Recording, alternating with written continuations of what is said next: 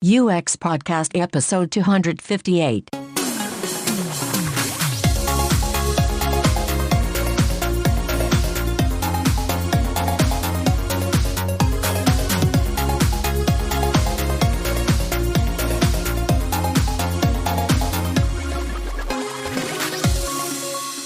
I'm James. I'm Pat. And this is UX Podcast, balancing business, technology, people and society every other Friday for rapidly approaching 10 years and reaching out to listeners in 198 countries and territories from Spain to Serbia. Is that one up? I feel like it used to be 197 or something. Well, it was 197 at one point. Okay. But it's gone up reasonably recently. Yeah. I think it was last episode it went up. Okay. I haven't worked out exactly which one. I thought it was Zimbabwe, but I'm not sure now. We have a UX Podcast Classic interview for you today, in which we talk to Joe McLeod. And what we talk with Joe about are closure experiences, offboarding, bringing things to an end. Joe defines a closure experience as the satisfactory conclusion to a product or service relationship, each party feeling satisfied with the completed transaction, it being a fair, just conclusion without negative consequence. And since we recorded this interview, Joe published his book, Ends, about how we overlook endings and why we shouldn't. Since we're just jumping in, I'd like you to just start off because you've done so many amazing things. You worked at Nokia. You have produced mobile services for pregnant women in Africa. That blew my mind, sort of. And now you're doing this thing on closure experiences. But tell us sort of your background, how you got into this industry, and what your passions are. I guess my first degree was in graphics. I very much enjoyed doing that, and I used to do loads of posters for like comedy people and album covers and great big clubs and stuff like that. That was great fun. But I didn't really have that appetite then. And when the web came along, and you were sort of designing these three-dimensional interfaces, that was super exciting, because doing posters, you're looking at something in a two-dimensional realm, has meaning and emotion in it, but then being able to make that interactive, that was something special. So I really got excited about getting into interaction design. And then I went to the Royal College, done an interaction design course there. It was called CRD at the time, computer-related design. This was like 99, 2000. Okay. And I was sort of really interested in mobile, and this was way before it was colour screens. It was tiny. This is when it was Nokia's with Snake. Yeah, exactly. But then there was this emotional meaning behind these things, which was changing society. That mobile presence thing, the triangulation of location, and then I started developing these sort of stalker services for mobile, which were based on any horror film is based on the absence of real information. So that's what makes horror compelling. That you go to a place and you don't know what's happening. So with mobile and knowing where someone is, providing contextual information which is sinister to that individual at that moment makes it very scary and an extraordinary experience for them. Maybe a negative one, however. But that was really exciting. So I was really into mobile, and I started doing bits for Orange afterwards, and that was right at the dot-com boom crash times. I worked for a company called Oyster Partners at the time, which then turned into LBI many years later.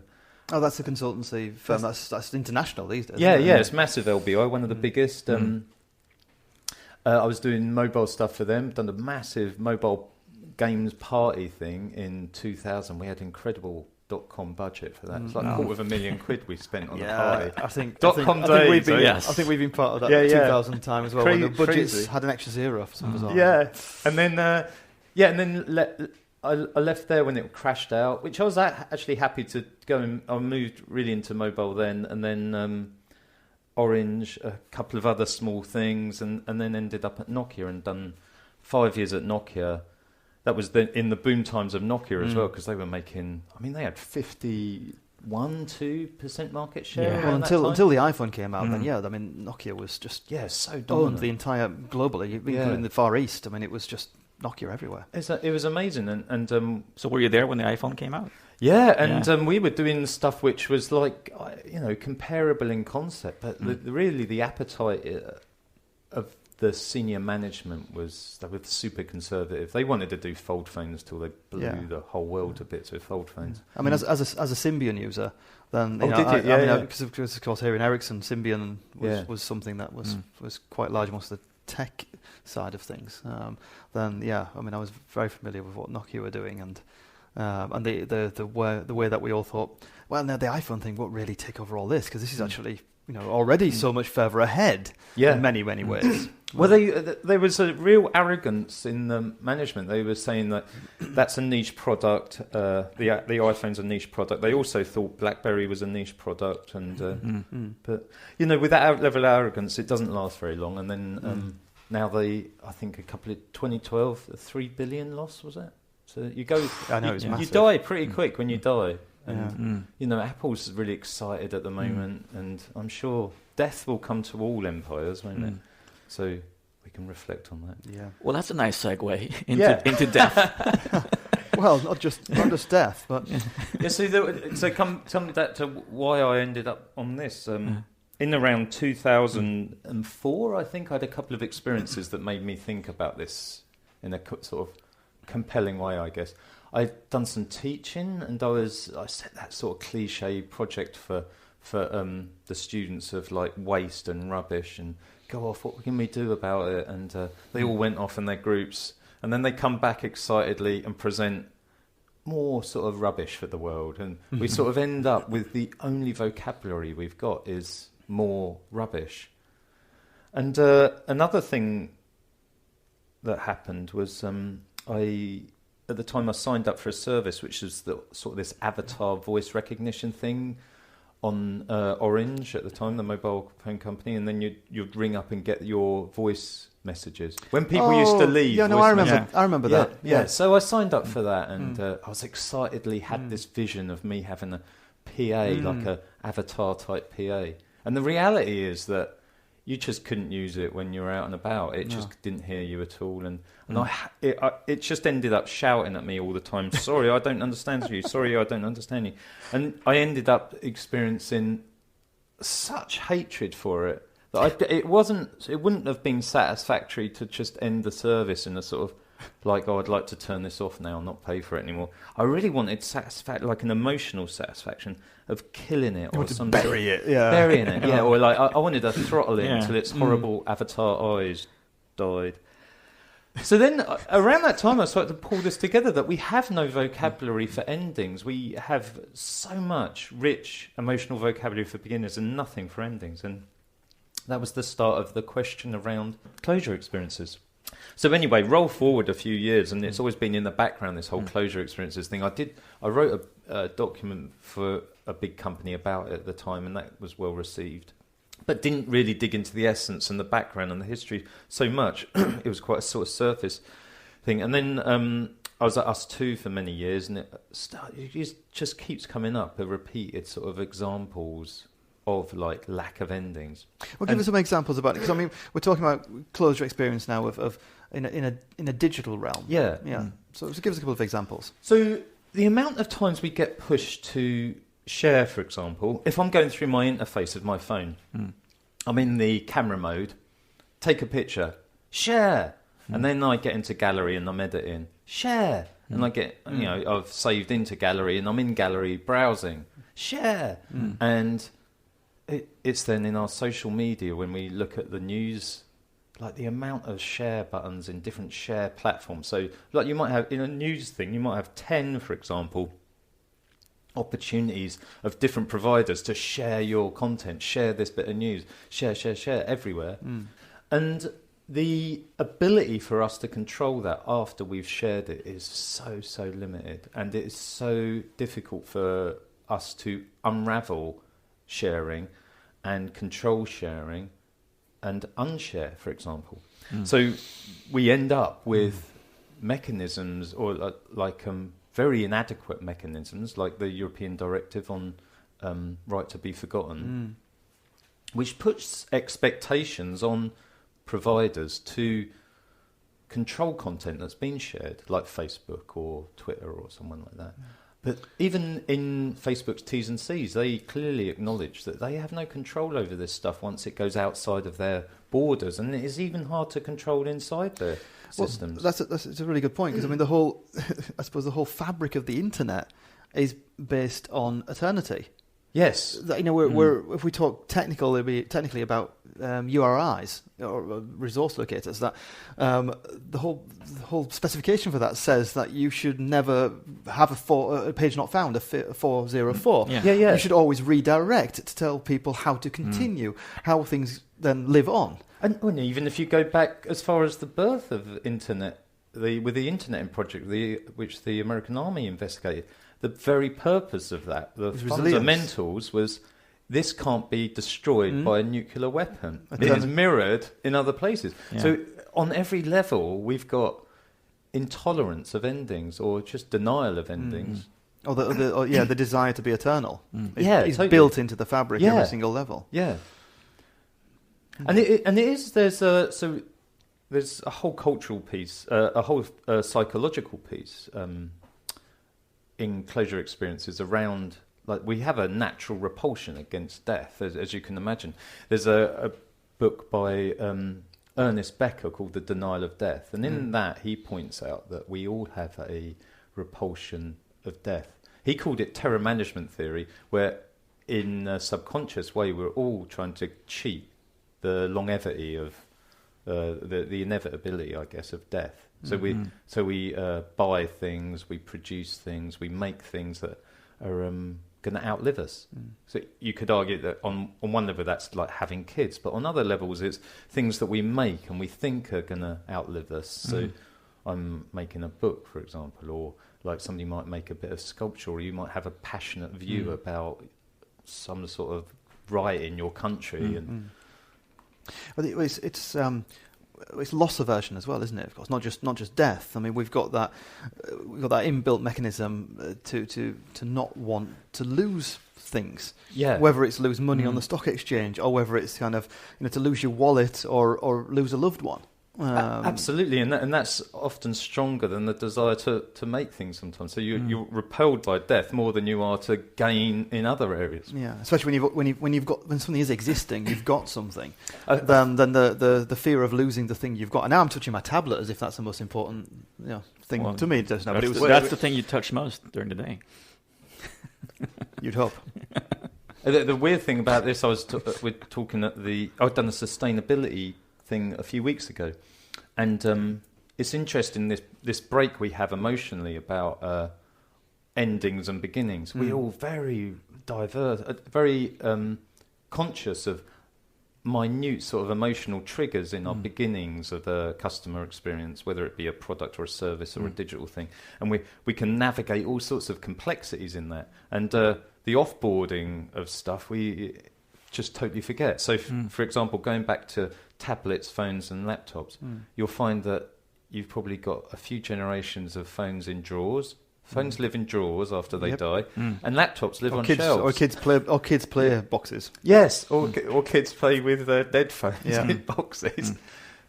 Because there's such complicated things to unravel on so many levels. As soon as you start thinking about, like, if I get rid of this, what's happening to the data? If I get rid of this, what happens to the complex electronics inside, the metals that need recycling, or what happens to all of that? Who does dismantle that? And there's all sorts of questions around that. I think there's. I think I may have mentioned this example before, but in Swedish, I think it's a lovely example that heightens the connection to phones. That in the 90s, the nickname for a mobile phone was the Swedish for teddy bear.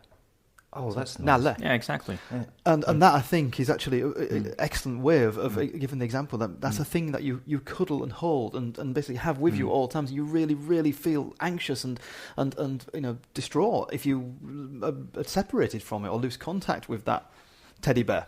And that then, like you say, creates the need for so many offboarding processes. Yeah. I mean, with that kind of strength of connection. You do need to add emotion into these offboarding things. The big reason why we need to do that is because we've got so many the impact on so much of our life now, in the bigger sense, things with climate change, privacy in social networks and things like mis-selling in financial services, we can attribute to not really dealing with an offboarding experience very coherently. So when we're dealing with climate change, we've been talking about that since that intergovernmental panel was made in 1988. Yeah. It's like 34 years ago. What have we done since? We are now even questioning the need for it. Because we have no vocabulary to challenge it or just to say no, let's stop, or let's unravel this. We and the same with digital, and the same with services. The justice that we don't see in banking and the service industry, where people get away with outrageous things that you can attribute to not resolving things at the end. That injustice. But man, we do a good starting experience. We can sell sorts of stuff, and we can have all of these stories around new starts and technology and stuff like that. All of these onboarding. Well, I mean, how do you deal with this from a company point of view? You've got all the focus on onboarding, on sales, on customer acquisition, on repeating the customer cycle, or on not letting them drop off it. Because acquisition costs are one of those metrics that every single company that has a customer base follows, and cost of acquisition, growth of customer base, and when you see things dropping, offboarding, I mean that's a bad thing. It's painted as a bad thing in every single consumer organisation. And they deal with it so awfully when you do offboard. A good example is the gym industry, right?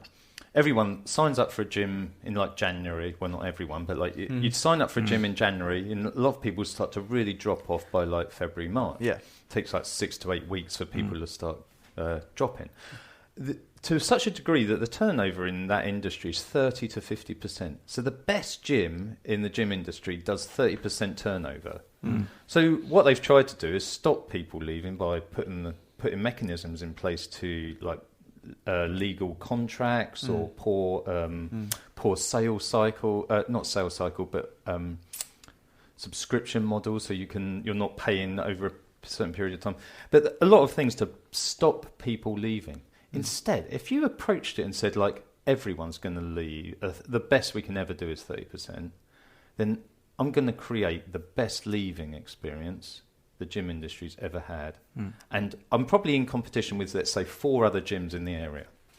So let's say one individual starts off in one gym and your gym, and you're going to do the best leaving experience. And they leave after like a few months, and you go like, thanks for coming, like, and you give them the best leaving, offboarding, closure experience you can do.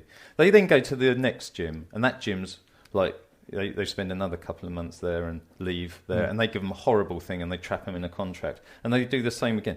All the time, that person's going, they've got a really bad example, and they're going to tell their friends about this great gym, which gives great offboarding and closure experience. Within 4 years, you're going to have the best reputation in the industry in your area.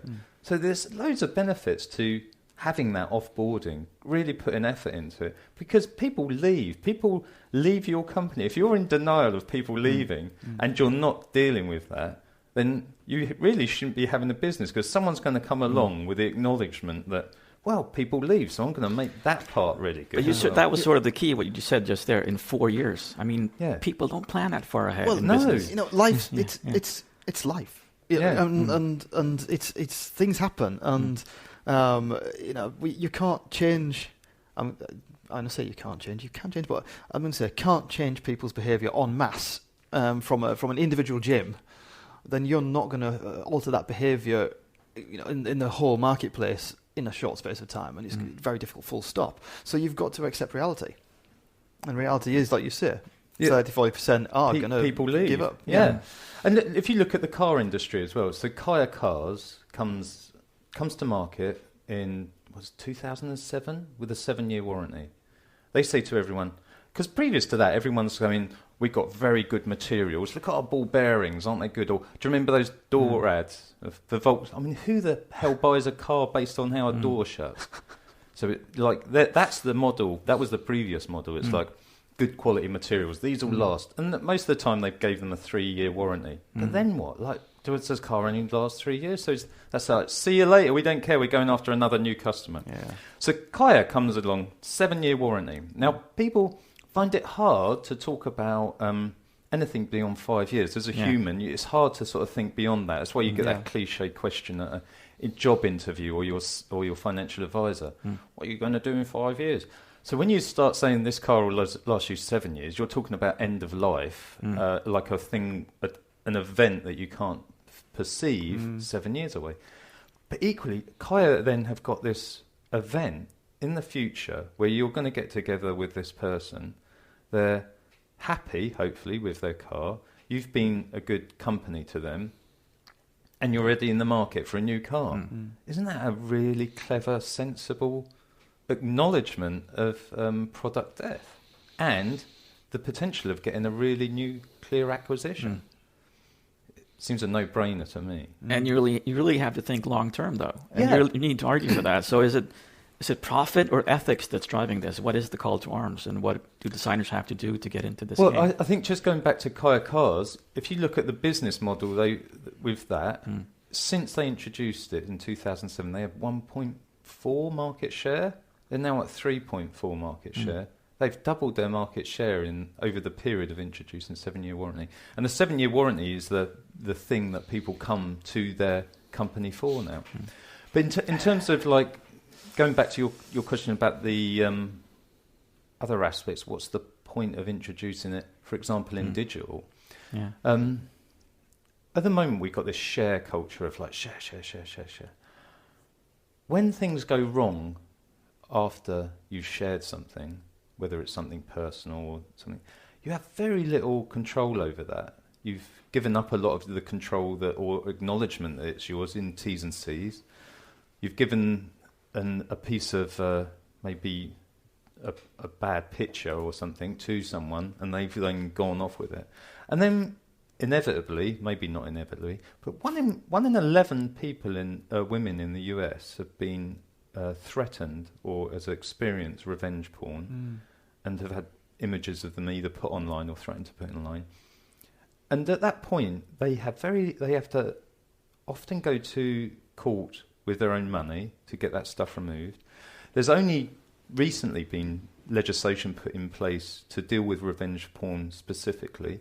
And some of the people that are doing it are getting away with murder for ages before that, because we haven't got this vocabulary about resolving an offboarding or even empowering the individual from each side of the customer life cycle. So you're empowering the individual to share. But then when the individual comes back and says, please help me, I want to unshare, Apple runs, all of these other companies run because they had maybe their cloud service was hacked. But if you look in the small print, that's not their problem anymore if it's your identity being... So you're making stuff easy, but you're not presenting the outcome of the potential outcomes of that action that they're taking. You're not presenting the actual outcomes that could potentially happen based on your sharing process. You're making it too easy to share. You're reducing that friction, but you're making it too easy. And we often just don't put those mechanisms or those interfaces in place. And what we should be looking at is what is an interface for unsharing that image that we've spent probably months, if not years, resolving those nitty-gritty details of how to share. But you've got, this is the thing that we really problematic here is that we've got so many digital services now that are basing their entire essence on engagement. So we've got the race for engagement. You've got to click. We've got LinkedIn auto-playing videos because they're counting it as a play without you even pressing a button, because it increases their engagement figures, which makes the stock market happy because they're a public organisation now and they're floated and so on. You've got all this kind of drive for clicking and pressing and engaging. That goes completely against closure. It does, but there is there's quite a bit of evidence to say people are changing their behaviour because they're repulsed by the amount of exposure they're getting on maybe a personal level. So if you look at Facebook, the sharing between 2014 and 2015 fell 5.5%. But underneath that, personal sharing, so like look at us here or look at my dinner or something like that, instead of news, fell 21%. At the same time, the increase in messaging apps like WhatsApp and Facebook Messenger and Snapchat, that grew 25%. Yeah. And so what we're seeing is like, I want more control back of who I'm sharing stuff with, what I'm doing, and a little bit more. Yeah. I've read this as well. The argument or the explanation behind Snapchat's growth. Yeah. Is that it's seen as more of a closed room. Things auto expire. It gets shared with just the people you're connected to, and there's no public on Snapchat. And the more, take that in a different direction. That same argument. If you look at VPN usage, it's like 1 in 4 people in like sort of the West are starting to use VPNs to protect their identity and to place themselves in different. I mean, I shouldn't say that, but like I've been using a VPN because I'm now in Sweden watching BBC News. Right. Cut that. I use a VPN every day. I use a VPN. Well, actually, one of the things coming out of Sweden was that if you looked at Sweden's VPN usage, you would think that they're all ghosts watching Netflix. Yeah, but the thing is though, with just VPNs, it doesn't actually mask you. It doesn't. It's a placebo, really. You think it kind of stops you from being tracked, but the organisations now who are good at doing cross-device tracking. Oh yeah. It doesn't matter because they're so good at picking up the fingerprints. You can go through a VPN. And they still go, well, actually, we know that's still you. You still need to block the trackers. So there's so much tracking going on anyway. Well, you can't. But the thing is, it's almost impossible because every single time you collect a web page from a web server, you give a huge amount of information to it, and you can't block all of that because they require you're sending a request. It's almost a cold war between the consumer and the provider. So we've been giving so much information away as individuals, and we're starting to become more and more aware that this. And what we've created is a load of casual criminals who are like, because I shouldn't be using a VPN that hides my identity because it allows me to watch things in the country which I'm meant to pay a license for. For you're doing these casual sort of small level criminal activities. Exactly. Yeah. But so coming back to closure, if we don't start having a more honest ending and allowing people to have more control over their content, their identity, and a full sort of conclusion to that story of consumption, I think we're going to be in have a lot more difficult problems. And even if you look at the more recently evidence coming out from research of saying self-esteem in young adults in the UK is going down, and particularly more aggressively going down in women. So we're exposing ourselves to this sort of it's almost like a formaldehyde epidemic of through digital and self-esteem, and that mental health thing we're really undermining. Yeah. If you another thing on that, do you know when do you think the first diagnosis, proper medical diagnosis, was of hoarding, digital hoarding? Digital hoarding. Medical diagnosis of digital hoarding. Wow. Is that actually a thing that they do that subcategorization of digital hoarding? Yeah, and surprisingly, it was super. Like only in 2015, so less than in September 2015. So less than 2 years ago. Yeah. Digital hoarding was diagnosed. And I think that's suspiciously. We need to grapple with digital behaviour and mental health in that to really start dealing with some of the consequences of. Well, then again, everything's built up to. I think now with like photo services now, you've got Google Photos, you've got your iCloud, and so on. They're all designed from the bottom up to make sure you don't lose anything. Yeah, but it's a matter of like. Consciously what we consume at one end of the customer life cycle, and we don't have the vocabulary to offboard or resolve that stuff at the other end of the customer life cycle. So, for example, if you look at Victor Mind-Schoenberg's in his book Delete, have you ever read that? No. So he talks about like cost of storage. And how now it's been becoming so cheap to store content that when we take a photograph, or like I take a few of the image, thinking it might be blurry or something like that. So I take a few images, and the cost is so cheap now that he said that the 3 seconds it takes to choose has to become too expensive for people to use. So it's easier for me not to even bother editing my photos down because it's so cheap to just store all of the imagery. Exactly. Yeah. And that brings me to a question. Like, maybe I've watched too much Black Mirror, but never mind. Can do we ultimately need closure anymore? Because given what we talked about now, we've talked about the kind of the rapid move towards archiving on a scale that mankind has never ever experienced, and everything is driving us towards not finishing things off, not finishing, and data storage is becoming cheaper and cheaper and cheaper. We're taking more and more photos. We're going to probably quite rapidly get to the point where we can maybe take a backup of people, and then you maybe even get to the point where you could have a virtual representation of a loved one, a lost relative or so on after they've died, which is very, very good at interacting with you. So do we need closure in the future?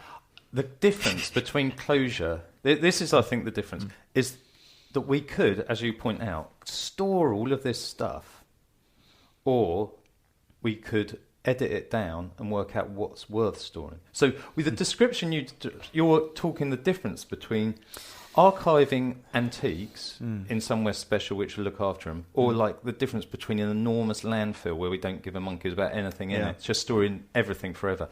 A good example of that is on the App Store.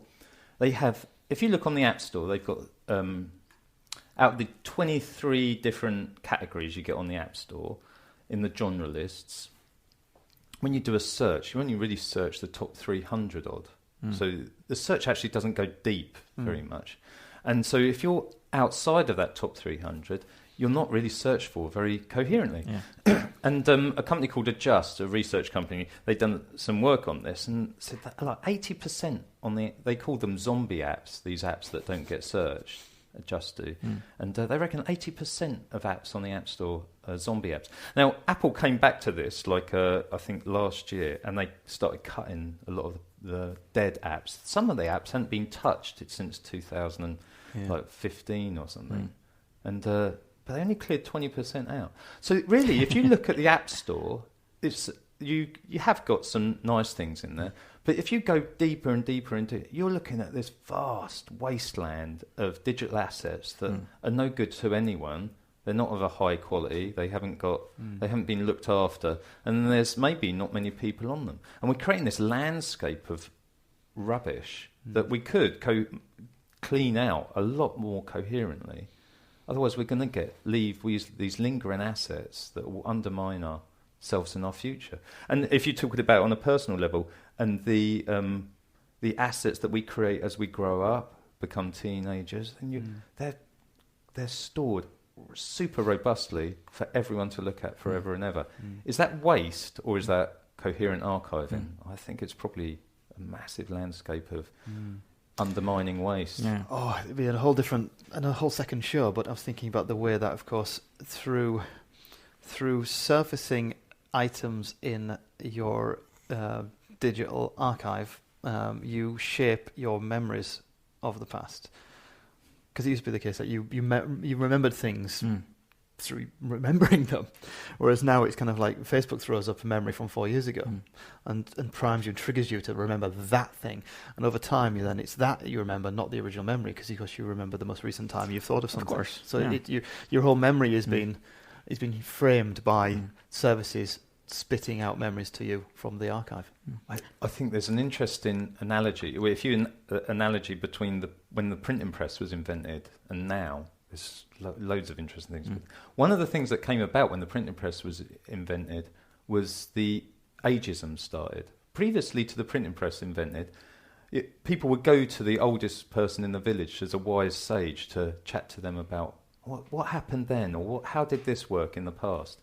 But the printing press came along and started documenting everything, so everyone could start. After they messed around with Bibles for a bit, they started making more instruction-type learned manuals.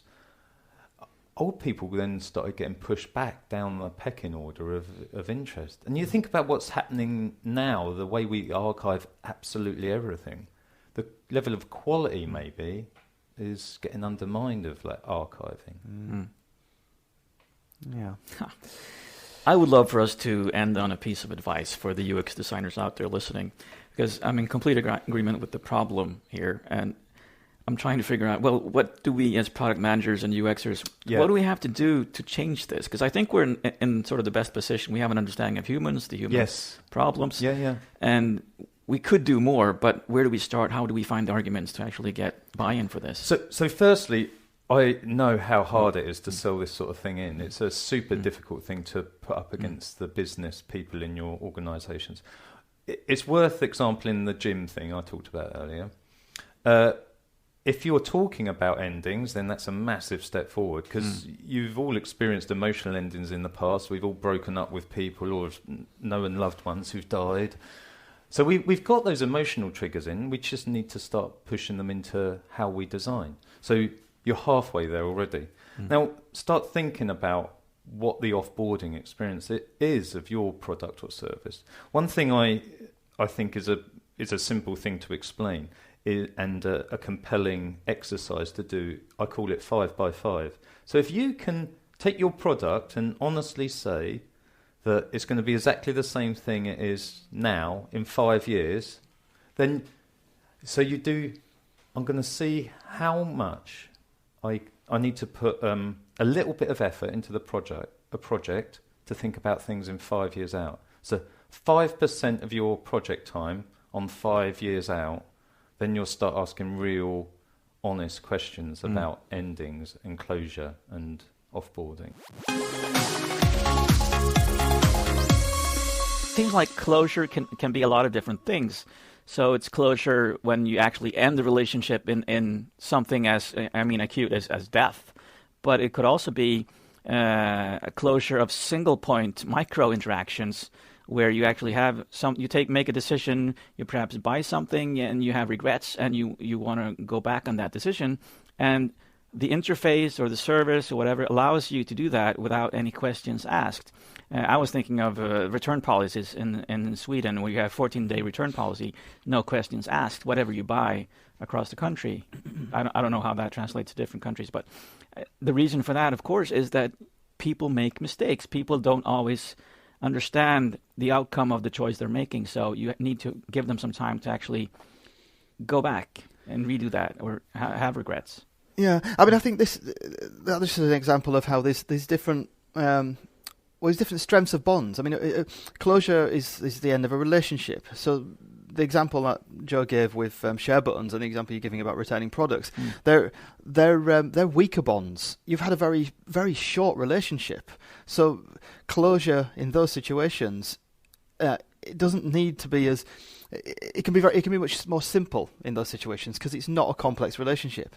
But if you've been using a service for several years, and at the end of that period, you don't need to use it anymore or don't want to use it anymore for whatever reason, the relationship has come to an end, then the closure you need in those situations will be quite different to unsharing an item from Facebook. Well, I think some of the point he's making, because it's not necessarily a short-term relationship. It could be like with the gym memberships.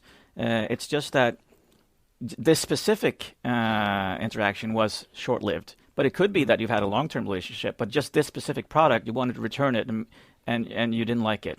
But you keep talking about it because you got such a nice exit. But that's more of an exit than a closure. I agree with that. I'm not disagreeing with you, but I'm just saying that we've got, there's different depths of relationships, so you still need to get closure, and you still need to end it in a good way. That's good for both of you. And exactly like you say, you don't want negative consequences just because you brought a product back, and you brought the product back maybe because it was the wrong size. It doesn't have to be because it was rubbish, right? And you may buy there again, and in many years to come, just because you got that good experience of returning it. Yeah, but then I don't. But then what we just talked about there isn't closure, because if you're still going to have a relationship with that organisation, you're going to buy another shirt from it or another item of clothing. Then that may be it's an end of a transaction, one transaction, but not the end of the relationship. No, I absolutely agree. So I think we've got to remember that there are lots of levels to closure, and what we're talking about. Are we talking about offboarding as a customer completely? This is the end of my relationship with this brand or this organisation, or is it micro closure? Is it closure of something less deep that we're talking about? But I really like this because I think it makes me think about lots of economic and business issues to do with this. That like I mentioned during the interview, is organisations are completely built up for add-on sales and for closing sales, and keeping customer retention and minimizing the cost of customer acquisition, or all these different metrics and stats. And that's not always how life is, not always how we are. And I think we've definitely seen a trend here in Sweden with with companies moving away from having like 12-month contracts, 24-month contracts. Yeah. Because they've started to see the business value in flexibility. That people feel more safe with a 1 month's notice on a contract. Exactly. Rolling contracts. It doesn't feel as stressful as you don't have that anguish and that kind of cloud hanging over you for 2 years when you realise that this actually didn't really work out as I thought it would. It's nice. Exactly what you said there. Exactly what you said. It's called closing the deal. And many companies look at that. When you close the deal, that's the end of the relationship, because then you've got your money. But really, you need to look at the outcome far way beyond that. But I think from a UX point of view, we're going to have a lot easier time getting closure for the weaker bonds, for the regret type situations, or the kind of undo type situations. I think that's going to be a lot easier for us to get included in websites, products, and services. The bigger closures, for example, like if you want to delete your Uber account, that kind of closure is going to be a lot more difficult to get buy-in. It is actually. You're right. Because you're swimming upstream against the sales and business fabric of a lot of these organizations. Plus, people hate to think about the end of relationships. That's not what they're about. Which is one of the core things of Joe's talk and the book, that we've moved away from closure because the accelerated pace of change that we've gone through now. As I kind of a bit cheekily brought up, maybe we don't need closure in the future. Yes, that's an interesting point as well. But I think we do just now. I think we need to put more time into. We'll be more open and honest about how life is and how we should help people instead of making it awkward for people to get closure. Yeah, not having closure and big data and all the possibilities there is a whole other show. So, show notes, links from this episode available at uxpodcast.com. And if you're not already a subscriber, then please add us to wherever you are listening to us right now. And if you are, then just tell a friend about the show, I guess. Thank you for taking the time to listen. Remember to keep moving. See you on the other side.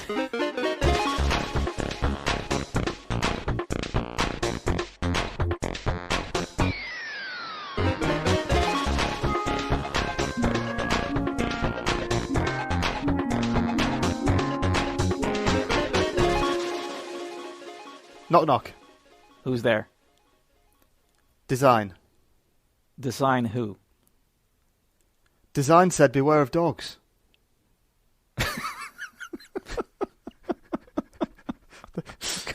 God. They don't get any better, these.